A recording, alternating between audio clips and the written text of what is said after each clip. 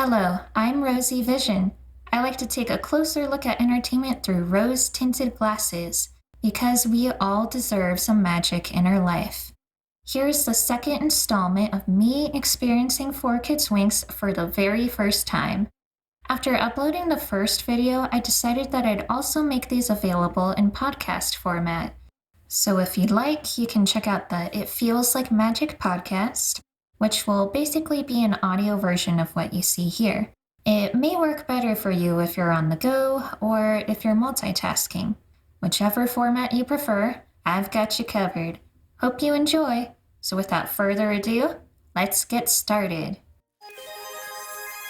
Watch the dub and open my mind. Believe in 4Kids. Time to unwind. Can it be true? Let's wait and see if 4Kids stuff can do everything amazing. Rewatching Winx, come join the fun. Rewatching Winx. Let's have some fun. Rewatching Winx. Okay, before we get into my thoughts on episode 3, Save the First Dance, here's a quick summary of what happens in case you need a refresher. It's the back-to-school dance at Alfea, and the boys of Red Fountain are invited. Bloom has been struggling with magic and is unsure of herself. On top of it all, she doesn't have a dress to wear for the dance. Oh my god, whatever will she do? But unbeknownst to the Winx, the Trix are planning to ruin the whole event. The Trix curse the gifts Red Fountain planned to give the Alfea fairies. And they're on the hunt for Stella's ring. Luckily, the Winx are able to break the curse with a counterspell at the last moment. Shortly afterwards, Bloom has a showdown with the Trix by herself in order to save Stella's ring.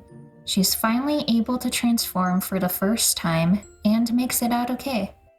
And the Winx get to enjoy the rest of the night with no real harm done in the end. And that's pretty much everything you need to know. So let's get into what I thought about the 4Kids version. Come join the club. We are the Winx. Once again, there's some pretty fun dialogue in the 4Kids version. We get WizGiz impersonating Griselda and calling himself the Queen of Detention. And then, when Stella's trying to help out Bloom because she's struggling with magic, she ends up saying that you're a bigger project than I thought, which, ouch, that kind of hurts.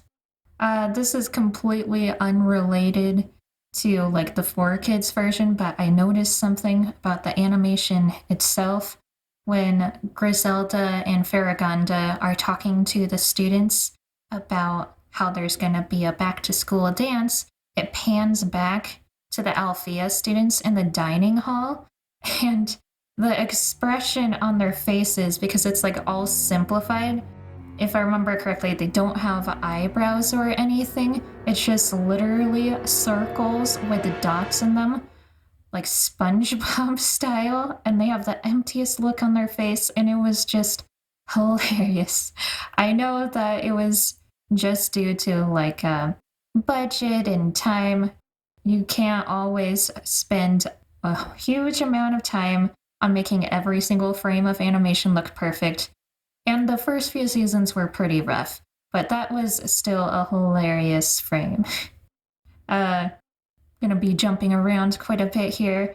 During that same speech, Farragonda also mentions how she met her husband at the back-to-school dance.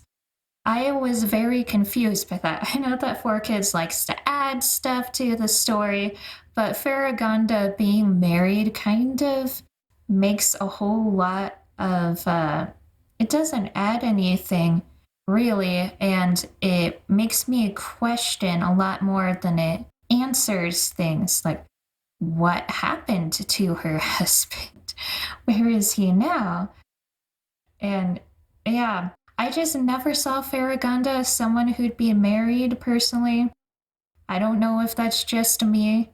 She kind of just feels like a fairy godmother who's just there. I guess it's kind of interesting giving her a backstory, but now I want to know what the heck happened to her husband and what he was like. But I guess the world will never know. Once we cut to the witches at Cloud Tower as they're planning to ruin the event, we get some interesting music. I kind of bashed on the music a little bit, not only in the first episode of this podcast, but on my YouTube channel when I compared the two different versions of the Winx episode.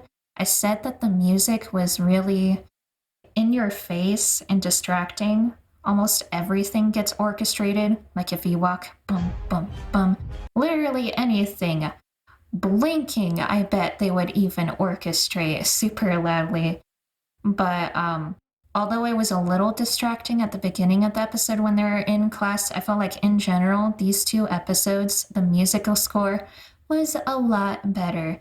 Not only was it less distracting for me, I don't know, maybe I got used to it, but there were also some musical themes that I really liked, including the one that we get to hear at Cloud Tower, which is kind of like what you'd expect stereotypical Halloweeny witch music to sound like, but it fits the vibe of the dub really well, and I like how it sounds. And on top of that, we get a funny little addition to make us relate more to the characters. In order to incentivize the witches to destroy the back-to-school dance, Miss Griffin says that whoever wins for the raffle of ideas on how best to destroy the event wins a gift certificate, which I found pretty darn hilarious. Imagine this happening today, and the prize is just like a $25 gift card to Starbucks. I'm not sure that the reward matches the amount of work that they have to put into all this. And the fact that witches who have magical powers would go through all this trouble just for a gift certificate is it's pretty crazy. As we're watching Bloom try to find a dress, at least I hope that's what it is. I'm sorry if it's not. At some point during this episode, we also hear another 4Kids original song, not the score, but with lyrics and things like that. I don't know what the title is off the top of my head. I believe it's I Wanna Be Where the Girls Are. It's something like that. And this is, I think, the second original 4Kids song. I really like the first one, hence the title of the podcast that I made. But this one I also really liked. I thought it was really cute. It fits well. Especially, it kind of reminds me of the songs that are in the original Italian. But as I already mentioned before, the original Italian, some of those songs in the first few seasons were pretty rough. I have a nostalgic feeling towards them, but they weren't the greatest, whereas I feel like the songs are a bit more polished, at least sound-wise, in the 4Kids version. And then on top of that, during the shopping montage, we hear more of the song, which is actually a rap. And normally, hearing the word rap in children's show, quote-unquote, makes me cringe to no end. Because I've had to sit through a lot of younger programming in recent years, thanks to my youngest sister, unfortunately. And every time they try to be hip by including the rap that kids listen to, it normally does not go well. Not only are the lyrics normally horrendous and have absolutely no substance whatsoever, with really obnoxious rhyming schemes, but the performances are normally so bad. Just makes me want to die. But you'll be happy to know that I was actually okay with the rap in this song. I don't remember the lyrics off the top of my head, unfortunately. I'm sorry, I don't have good short-term memory, and I'm not good with lyrics anyways, but in terms of the performance itself, it actually wasn't bad. Whoever they got to do it actually did a pretty good job, considering this was a show aimed at kids and preteens. They didn't need to care at all, but they did, and for that, I am grateful. The rap, fire. It's great.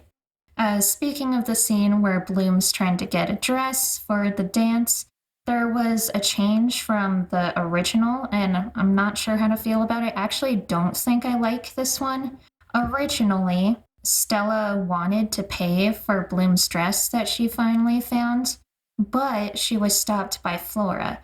And Flora's reasoning for this is that if Stella paid for the dress, then Bloom would feel bad about not being able to do it herself, which was a very real moment. And I felt like it added to the dynamics between everyone as well, because it's never really mentioned again for the most part. But Stella is a princess. Her ease of access to things and the amount of money that she's able to spend is on a completely different level to not only the rest of the girls, but especially Bloom, who's just a normal Earth girl. And I thought that moment was good to have in there. But for whatever reason, in the 4Kids version, it was changed. In the 4Kids version, Stella wasn't able to pay because she maxed out her card on the dress that she got for the dance. And yeah, although it's totally a Stella thing to completely max out her credit card given to her by her dad just for one dress, that is very on brand for her, but it completely takes away from the moment, and I kind of wish that they didn't change it, honestly. Once we get to when the Trix are trying to destroy the dance with their evil plan, we got a golden line from them. I mentioned earlier that I was very surprised that 4Kids seemed to have used the word witch as a euphemism for the B word.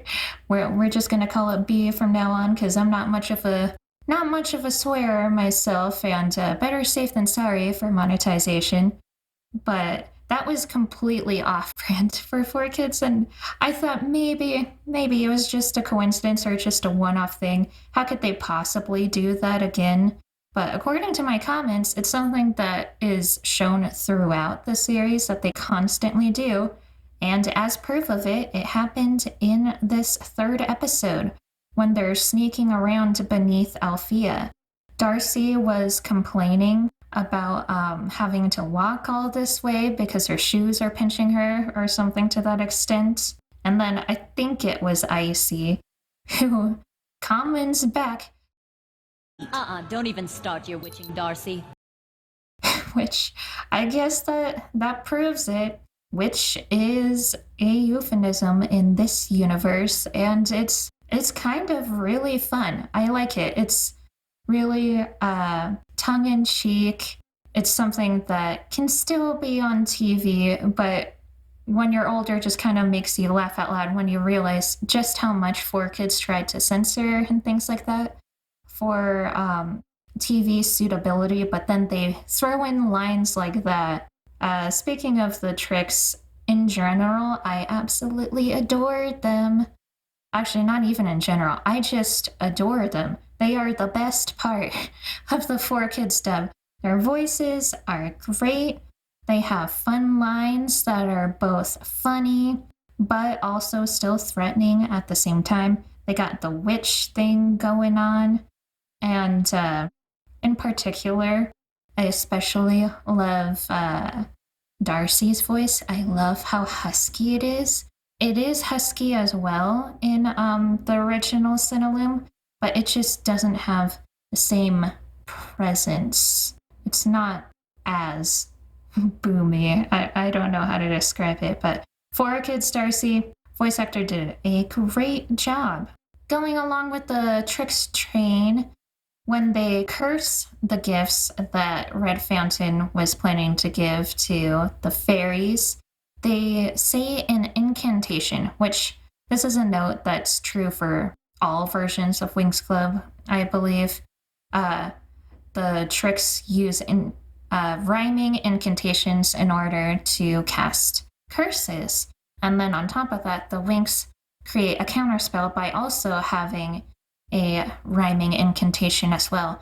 And if I remember correctly, this is only something that's in this episode, I believe. And I kind of wish that they brought it back. It's a cute nod to how we see magic in the real world, as in like how it's portrayed in other series. And I just feel like it'd be a fun way to get some cool lines in there. But for whatever reason, the incantations were dropped, and that's just sad. After the eggs are cursed, the Winx try to figure out how they're gonna stop the Trix from doing what they're doing. And then Flora mentions another funny addition that 4Kids added, which was she wanted to cast a spell. But how does she know the spell? Not from school. Why would she learn anything from Alfea? No, she learned the spell from Teen Fairy magazine, which really shoving the real world down our throats again, 4Kids. But this was a cute and funny addition, in my opinion.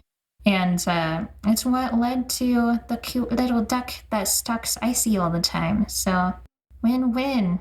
Once we get to the dance, there's a throwaway line about Musa. This was something that I already knew, but this is my first time seeing it like actually in the series. Farragonda refers to Musa as a princess, which I can understand why 4Kids did that. There's like a cajillion princesses from what we understand in the first episode of Winx Club, at least. And Musa is one of the only characters who isn't a princess, but I don't know. It just feels weird.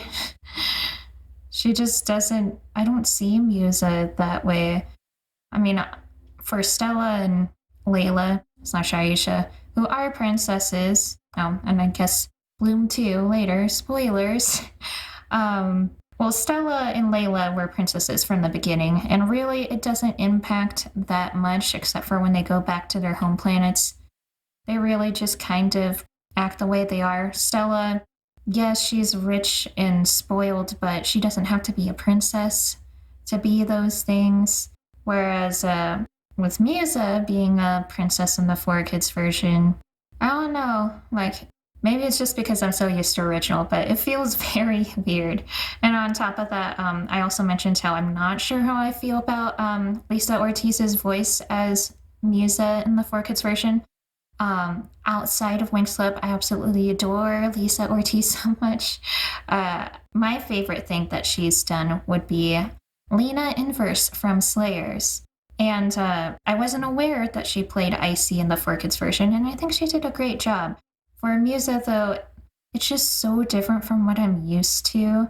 It's kind of giving me whiplash. It's not horrible, but I'm still not completely on board with it right now. As we already know, the day is saved thanks to the Winx Club girls at the very end of it.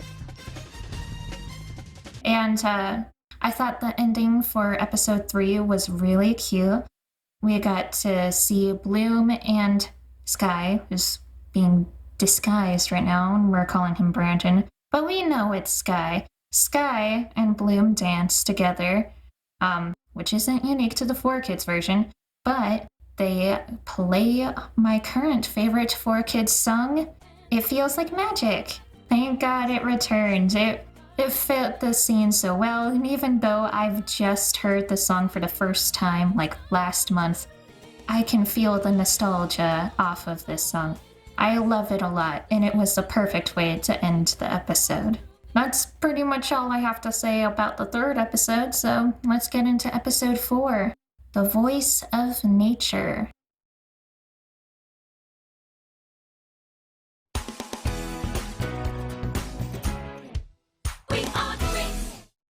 Okay, once again, let's give a quick summary so you're up to speed on what happens. The girls have an assignment in Black Mud Swamp. They're told to listen to The Voice of Nature by Palladium. The specialists are supposed to be transporting the troll that attacked Bloom and Stella in Gardenia. However, after the Trix catch wind of its capture, they set out to free it so no one will know what they've been up to. the Winx and Specialists team up to catch the troll and grow closer with one another, but it mysteriously vanishes thanks to the Trix. Okay, summary over. So let's get into some notes that I wrote down. Side note, it's really hard for me to take notes while watching things like this for be it the podcast or for YouTube. I wish that I could just jot down notes after the episode, but I know that if I do that, I'll forget so much. Because as I mentioned before, I have very bad short-term memory for whatever reason. So yeah, I'm forced to take notes as things are going. And I try, this time I took notes on my Chromebook, so I was typing as I was watching. I tried my hardest to type while watching, but every time I was typing, it just took my attention away so bad. And then I was constantly having to pause. It's a pain, but luckily I'm familiar enough with Winx Club where it's not too big an issue. Well, anyways, rant over. So, what did I think about episode 4? Well, let's go point by point a little bit. So we start off the episode with Palladium, and here's yet another change that 4Kids made. I understand why they did it, but I don't know. I kind of like the original because although it's not exactly something that you'd probably want in a kid's show, it kind of adds charm to it because of the fact that, one, they're able to get away with it, and two, I'm pretty sure that things are different in entertainment in Italy, so it probably wasn't that big a deal to them. But what is this change I'm talking about? Has to do with Palladium. In the 4Kids version, they had him be super flustered in the middle of the swamp because he didn't like bugs or anything related to nature, which was supposed to be ironic. And then one of his students points to a bug bite on her leg, and he starts freaking out at the thought of there being bugs around there sucking out people's blood, which was funny, but definitely very different from the original. In the original, Palladium was completely fine. The reason why he got flustered is because, for God knows what reason, all of the students were wearing like short shorts in the middle of a swamp, and the student points pretty far up her leg to show Palladium where she got bit, and he got flustered because of that. And Bloom felt bad for him. And of course, this got completely erased in the 4Kids version. I mean, either way, it's kind of funny. But yeah, that's something that was changed. I can understand why they did it, but change, boo. I'm averse to change, I admit it, but in some cases it works out nicely. Speaking of changes, Palladium's voice in the 4Kids version. Once again, this was one of the things I was kind of a bit negative about in my comparison of the two versions of the Hollow Winx episode. I said that I didn't feel like it fit him. And remember, this is season 2 Palladium. This is after he completely transforms for seemingly no reason.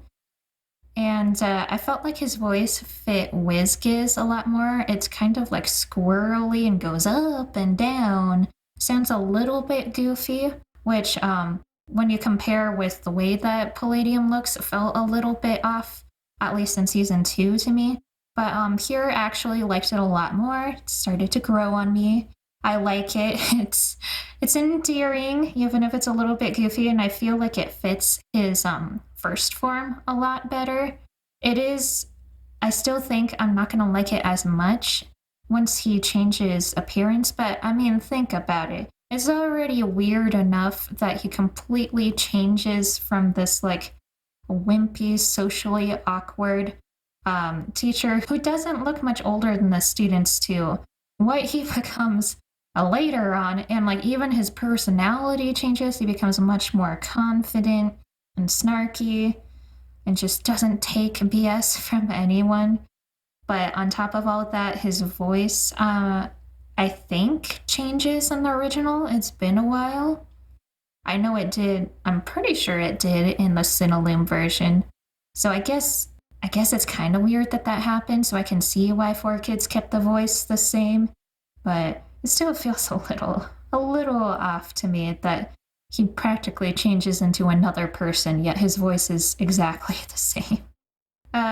Another thing I noticed that they changed, it doesn't really add much, but hey, fun fact.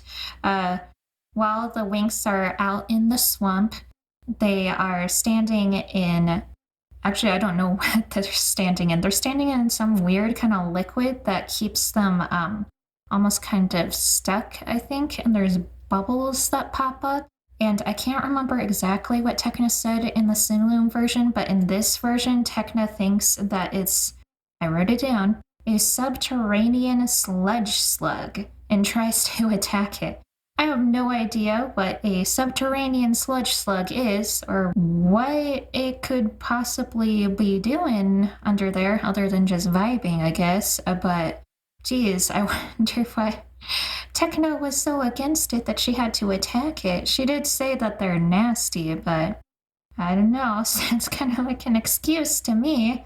I don't quite trust Tekna when it comes to nature. Moving ahead a little bit, the Trix learn from Nut about the troll that the specialists are transporting. And during this exchange, we learned that apparently the Trix are in contact with Nut through texting. Which, I've said it once, I'll say it again. It's hilarious to me. Just the thought that Nut, this big old ogre who like bumbles around and needs glasses to see because he's blind as a bat and he can barely get anything accomplished. Sorry, Nut, we love you. The fact that he'd be holding a little mini phone and texting the Trix. And this is back when, I'm pretty sure when this aired, this was back when there was flip phones too, so I bet that'd be even harder for Nut. How the heck would he be punching in all those buttons? Yeah, it's just a funny thought. It'd be great to see that animated. So the more you know, another factoid, the Trix text Nut. And then on the topic of the Trix, we get another great line that I loved from them. They're talking about how they're always breaking the rules, but they don't need any of the teachers knowing just how much they're doing, on top of the little duck Pepe, I think it is, who follows them around. Apparently they're not allowed to have pets, but they're more concerned about the duck than Nut for some reason. Anyways, getting off topic there. While they're talking about how they break all these rules, Stormy replies, "We do it for the greater evil," which it's a corny line, but the delivery and just the show itself, the atmosphere that it gives, it feels perfect. I wouldn't change a thing. Speaking of lines that stood out to me, later on, when the Winx meet with the specialists after their plane crashes as they're transporting the troll, we get a very surprising line from Flora. It took me completely off guard. It was cold. Riven was being Riven and saying how he doesn't need the help of any girls, stinky girls, cootie-filled girls. And then after that exchange and the specialists go off to try to fix their mission, the Winx are trying to decide whether they should go help them or not. And Flora says, "Yeah, he was rude. I say we get back to our assignment and let Riven deal with it." The delivery of the voice actor for Flora when Flora said this line, it pierced through my soul. Normally Flora has like the most sweet voice, which I praised and I absolutely love. It's great, but she sounded like she was ready to kill Riven during that line, which was really unexpected. And then the tension in the scene just keeps on going and going. Stella, in response to this, as they're fighting about whether they should go help the specialist or not, says, "If Riven wants to get eaten, bon appetit, am I right?" Oh my god. Yeah, I don't have much to say for that one. The line speaks for itself. Stella doesn't mind if Riven gets eaten. Noted. And as we can tell from that line, Stella is great as always. I think she's probably the best part of like any dub, honestly. In terms of fun lines, it obviously deteriorates later in future seasons, but the first few seasons, she's absolute gold, and we love her. Lines like this are the reason why. Since I haven't talked too much about the specialists, let's dig in there. Sky, I said this before, but I feel like Dan Green's performance for him is literally just Yugi from Yu-Gi-Oh! And I think that still holds true, but as an avid Yu-Gi-Oh! Fan, I don't mind that at all. I feel like he toned it down a little bit from this third and fourth episode. Like before, I said it sounded like he was always shouting for some reason, but that wasn't as big an issue. So good on Dan Green. We love him. I didn't really comment on Timmy's voice last time because I think he only had one line before, but we get to hear him more in this episode. It's pretty high-pitched, which caught me off guard at first, but honestly, it works for him. I have a soft spot for his sibilant voice, as I do with a lot of them. But there's nothing wrong with his voice in the 4Kids version. It's fine. And yeah, kind of anticlimactic, but that's about all I have to say. There was a new song in this. I'm not sure what it was called. It didn't stand out to me as much as It Feels Like Magic and the other one with the rap. Oh god, what was it called? One moment. I Wanna Be Where the Girls Are. Yeah, that song was fired. This song, I don't remember anything about it. Maybe it'll grow on me later. We'll see. But the music in the episode itself, like the musical score, the background music, I did really like. It felt whimsical and mysterious and threatening, and it wasn't as distracting as episode 1 and 2. So good on them. Overall, really enjoyed these 2 episodes. It was a fun watch, and like I said before, it feels like I'm rewatching Winx all over again, like for the very first time. Almost as if I'm experiencing it as a completely new viewer, which is absolutely magical. I love it. And I look forward to continuing this series. And that's pretty much it. I'll wrap up today's video then. Stay tuned for the next one. And check out the podcast if you're interested. It Feels Like Magic. I'll have like all the links and everything in the description and probably on the screen as well. I've never done anything like a podcast before, but I figured I'd give it a shot. It'll be a learning curve for me, but I also think it'll be a fun journey. And the episodes will continue to come out on YouTube as well. I don't have a set schedule for these, but I'm gonna try to get these out twice a month, but we'll see. If you'd like to support the channel, then please consider donating to my Ko-fi page, or if you'd like to donate directly, you can just give me a super thanks by clicking the heart icon beneath the video. If you want to see updates from me, including when new podcast episodes will be out, video teasers and stuff like that, then you can check me out at Rosie Vision TV. And if you'd like to follow me for the journey to come, then please subscribe. That'll be all for today, folks. Times can be tough, so don't forget to keep a little magic in your life. Till next time, guys. Bye.